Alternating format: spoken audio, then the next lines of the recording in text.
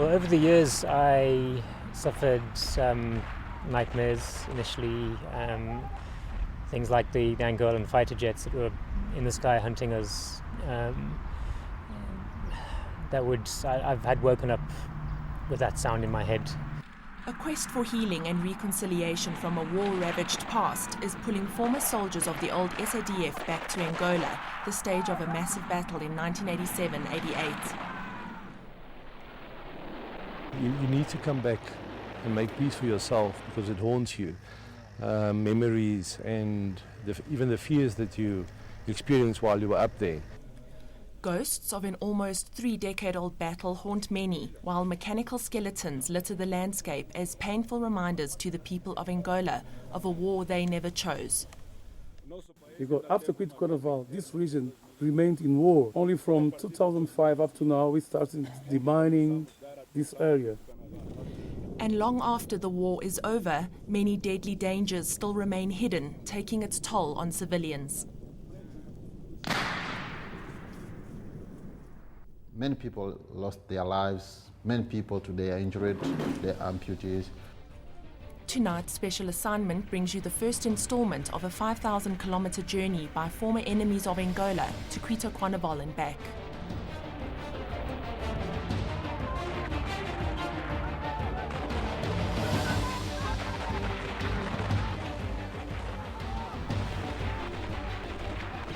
It's almost 30 years on, and the hotly contested battle at Cuito Cuanavale in southern Angola remains a controversial topic.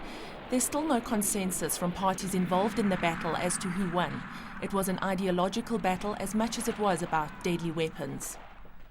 The South Africans definitely won the first stages. That was their whole aim, to stop the advance, pushed back the FAPLA forces, and eventually got them right to Cuito, but we didn't get all of them past the Cuito River. So I think you could say it was about a 90% success.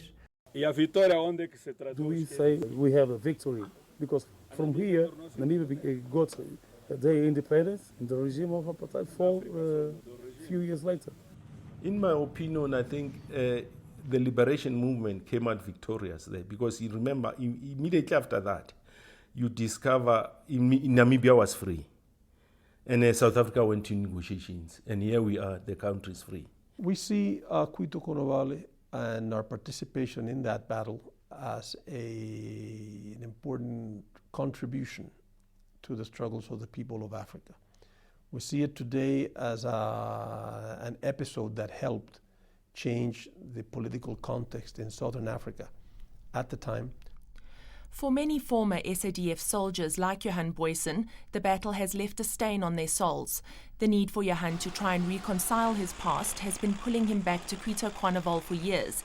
But can there be reconciliation for the everyday people of Angola, given the devastating impact of this war? The battle around Cuito Cuanavale in 1987-88 is the largest land battle fought in Africa since World War II, 42 years before. It played out against the backdrop of the ending of the Cold War between America and the former Soviet Union. In 1987, FAPLA, the army of the ruling party of Angola, the MPLA, moved south as they had attempted before to try and push the opposition movement UNITA out of their southeastern stronghold.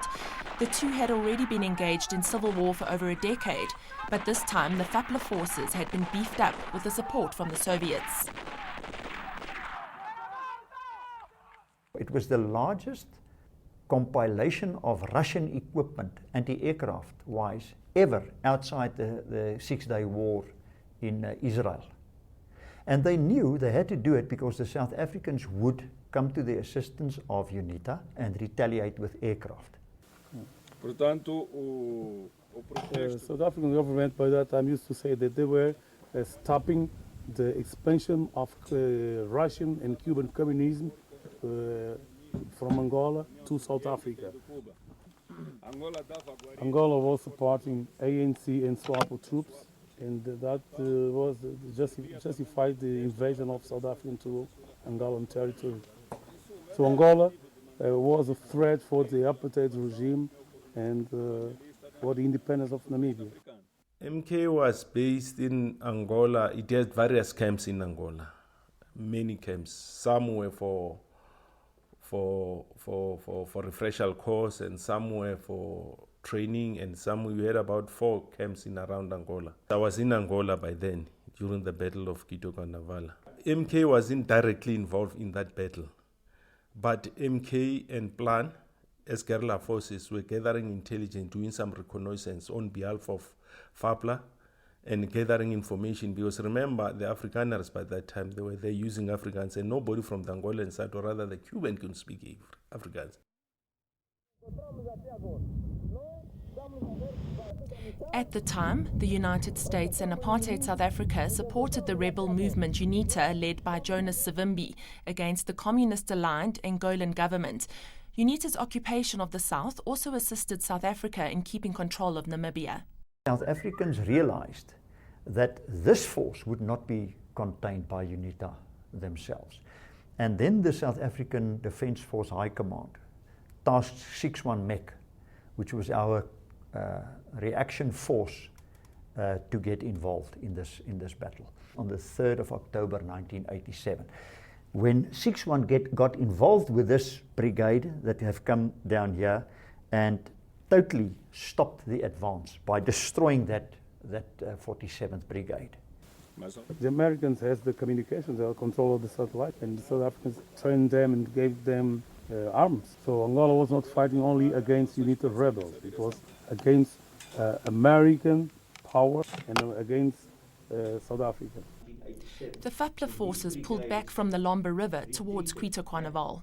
The South African High Command decided to push all these brigades back and try and push them across the Cuito and the Cuanavale River. That was the whole idea. Cuba sent hundreds of thousands of troops to support the MPLA during its time of war. They made an international call requesting help for them to be protected, and Cuba responded. Cuba's military involvement in Angola is perhaps Cuba's most important foreign policy engagement in the history of the Cuban Revolution. No other third world country has been able ever to influence political and military events at the other side of the world, in another continent. The Cubans came in with total different forces. They were all over the place. There were eventually between 30 and 50,000, according to themselves, that were deployed here. We, at no stage, were more than 3,000 South African troops north of the borders. At no stage, more than 22 tanks, and we were opposed by more than 100 T-55 Russian tanks. South African strategy, it was just to occupy Cuito Cuanavale, occupy Menongue, and from Menongue to occupy all the central of Angola, Wambo, up to the sea, Benguela. We have the Benguela railways, which divides north and south of Angola. If they could reach that point, they could divide Angola in 2 countries. There was never even an intention to take 1 inch of Angola. There was not even an intent to take Cuito Cuanavale. At most, I would say, it would be, and that was clear, to try and push the forces back and allow UNITA to operate freely in this area. Yes, because that would assist the aim of not allowing SWAPO to move in here to be able to infiltrate south. Tinha muitas baixas em carros blindados, muitas avarias. Apart from this battle, Angola started another battle on Calueque West, on west. Chipa e Calueque. Yeah. And in Calueque, it was west, in the border with Namibia. South Africa didn't have troops to defend that position. Todas ficou aqui. Mas com as nossas tropas, com a aproximação We, da with the Namíbia, Cubans, were in a position to enter Namibia. That's why they went to sign the 435 resolution for the independence of Namibia. The resolution saw Cuba and South Africa withdraw from Angola and SADF from Namibia, resulting in its independence. After 10 long months of intense battle, Cuba and FAPLA lost over 4,700 soldiers. SADF claims it lost 31, excluding UNITA soldiers who fought alongside them. But all sides seem to agree on one thing.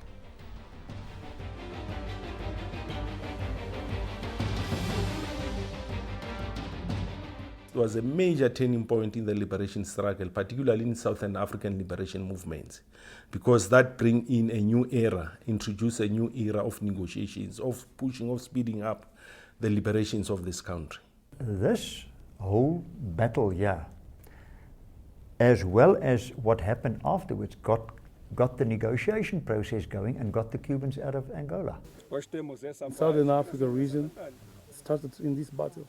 It helped to secure the military conditions for the implementation of the UN resolution that led to the independence of Namibia, and it helped to defeat the military machinery of the apartheid regime. After the break, we meet Johan Boysen, who's going back to Cuito Cuanavale to reconcile his ugly past. The army was part of life, all of it.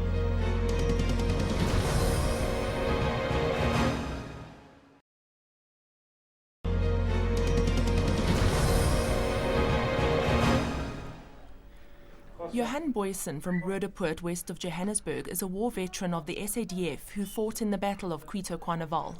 You don't know if you're going to wake up in the morning, or are you going to see going to go to sleep tonight? Are you going to have breakfast? Are you going to have lunch? You never knew. And I think all the soldiers that was in some of the other operation or contact situation or just in the area, you live with that fear constantly, and you never actually get that fear out of your system. Johan was born in Johannesburg into an Afrikaans family in 1969, a time during which South Africa was under apartheid rule. We were brought up that the terrorist, if I can call it that, or Sizwe, and the photographs or whatever, that was the enemy. This is the guys that wants to take over our country. So you were taught not to trust them, not to be close to them. They were the enemy in our lives. Johan had big dreams for himself upon leaving high school, but he said he was forced to go to the army. Although some chose to be defiant and even skip the country, it was compulsory for white South African men to serve in the SADF for 2 years. You go there with all of these great ideas of, I want to become a dominee, or I want to become an engineer. And when I came back, I didn't know what I wanted to do with my life. Many of our people were 17, 18 years old, and that's the terrible thing of war. I think it's very, very difficult to understand war really, but the impact of war is that psychological woundedness inside, that you're actually supposed to kill people, wound people, and that innocent people actually die because of that. Rolf Skuman was also a conscripted SADF soldier in 1982 and was part of the 701 Battalion based in Namibia while South Africa fought to retain control of that country. Today he's working towards a PhD in practical theology in order to support military veterans in dealing with the after effects of war. They were actually going there with this wonderful sense of adventure, going there and think, it's a man's world and we're going to fight a war, and they were not spiritually and emotionally matured enough to handle all their challenges. You learn how to keep your fear inside and how to keep your emotions inside, and when you're with your buddies, you're always the strong one, and we're all these toughies, but deep down inside you hurt, and deep down inside you're actually under pressure, unstable. To deal with these demons, Johan made a decision to return to Cuito Cuanavale in Angola. I've always wanted to go back, and there was just always a closed door. You could never find an opportunity. And when I got Paul's book and I read it, I thought, this is what I want to do. This is what I need to do for myself. And we actually got hold of Paul. He came back to us, gave us the contact that he utilized, that also made it possible for us to go in. And I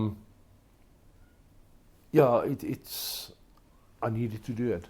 These journeys are deeply personal, and for some people going back is going to bring that peace, and for other people there are different paths to go, and might not mean going back to Angola.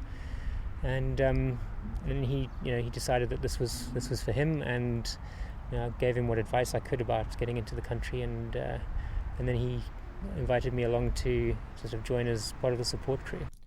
Shortly before Boyson, Paul Morris was also a conscript sent to the SADF in 1986-87. I had no intention of going if I wasn't going to be called up. Of course, once the papers came, it was a choice between going in the military or going to jail potentially, or leaving the country. Morris would also form part of the infantry unit 61 Mechanized Battalion and would fight in a number of ferocious battles leading up to the battle at Cuito Cuanavale. Morris often describes the horror of war in his book.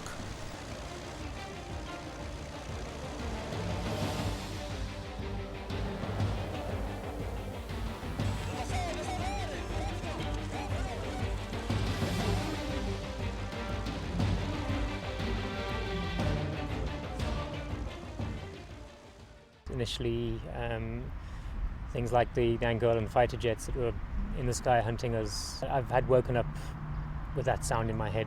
Years later, I started getting what are known as night terrors, waking up with a start in the night, thinking that there was someone standing over the bed. I couldn't directly link it to the war. Through his personal training as a psychotherapist, Morris identified that his post-war trauma was affecting his present life. I decided I wanted to go back to Angola and see the country in peacetime, in an attempt to change my memories, or not change my memories of the war, but to add new memories of Angola that would be memories of peace and memories of peacemaking, kind of a reconciliation, really.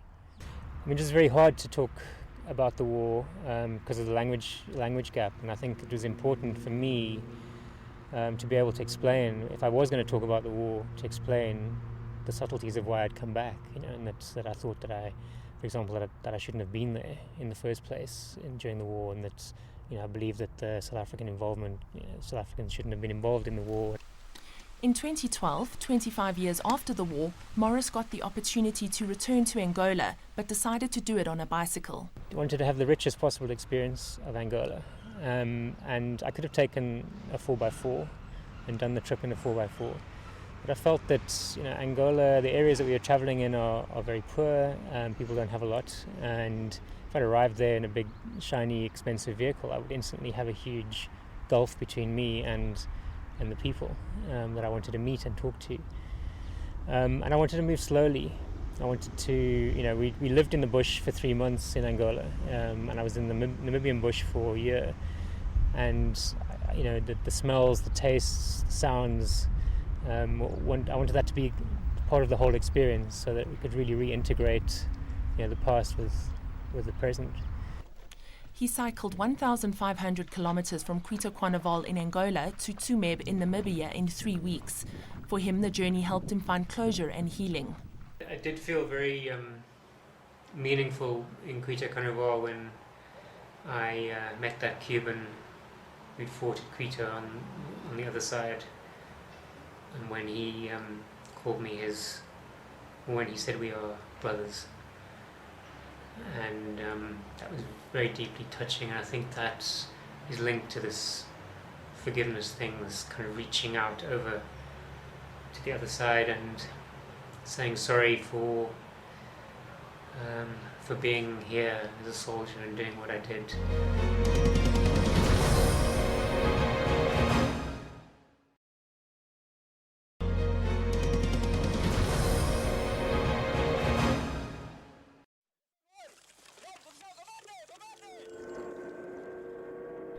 In 1987-88, Johan Boyson fought for the old SADF in the battle around Cuito Cuanavale in Angola.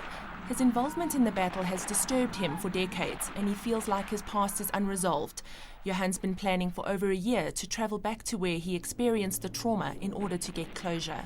I've decided I need to try and put it to bed, but also do something extra, and make it an experience, not just for myself, but for Wayne. It was up with myself as well, Tammy, my daughter, my 2 brothers, Steve and Quibus, so that they can also experience what this country is like and what the guys went through. Johan and I were in the army together in 86 and 87, 88, and we both were up here in Angola.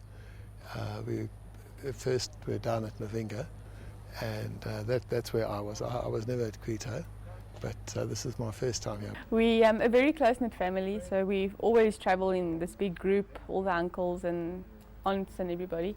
And we were sitting talking about the army, and at the end of the day it came out that everybody has some sort of history towards the Angolan side, and we decided that we needed to come and see what changes have come about. I think that's been part of the like twofold thing of being up here. Obviously in support of his nightmares and things that he's going through. Yeah, so it's been very important. I mean, we've been friends for a long time. They'll do most of the trip on motorcycles despite the long stretches of hazardous dirt roads in Angola. We wanted to make an adventure out of it as well, and also give each person time to get his mind to, give himself some room where you can play with your thoughts, and also the challenge. As I said, all of us, we're not big bikers. We haven't been doing it for ages, and it was a personal challenge set to each one of us to take on. Healing will take time for ordinary Angolans affected by the war. As a symbolic peace offering, which they hope to continue, Johan and his family have collected stationery for the children. We wanted to give back to the community from old SANDF soldiers, not just guys that was in Cuito itself, but also older veterans, which is in our group. And we've decided to reach out to the kids, because the kids is our future. And by reaching out to them, we can hopefully get peace within themselves, within the community. The journey by road to Cuito Cuanavale and back will be over 5,000 kilometers, mostly along dangerous roads. It'll take the group across 4 borders, from Johannesburg to Botswana, Botswana to Namibia, and from Namibia to Angola. In an area where they were enemy soldiers, why do Johan and others feel the need to return to where they experienced their trauma? For you to experience healing, you need to speak about it. You need to break the avoidance. You need to have discussions about it. You need to go back to that horrible traumatic incident and address it again, because of the emotional hurt that you need to address there. Skuman says that the underlying effects of the trauma which war has on people like Johan and others can manifest in different ways and can also have a knock-on effect in society. Important to help these individuals, because what they're suffering with has got an impact on themselves, their families and their communities, because many times they're experiencing this thing of, they don't understand me, my family don't understand me, the community don't understand. What we've seen happening is most of them don't cope with all the challenges, and now they're using other coping capabilities, like using alcohol and drugs and other mechanisms that must help them to cope with the challenges that they're actually not taking care of in their own lives. And that's why a lot of these families are actually deteriorating. The Angolan embassy could not participate in this program. Stay tuned for part 2, when special assignment follows Johan back into Cuito Cuanavale after 27 years.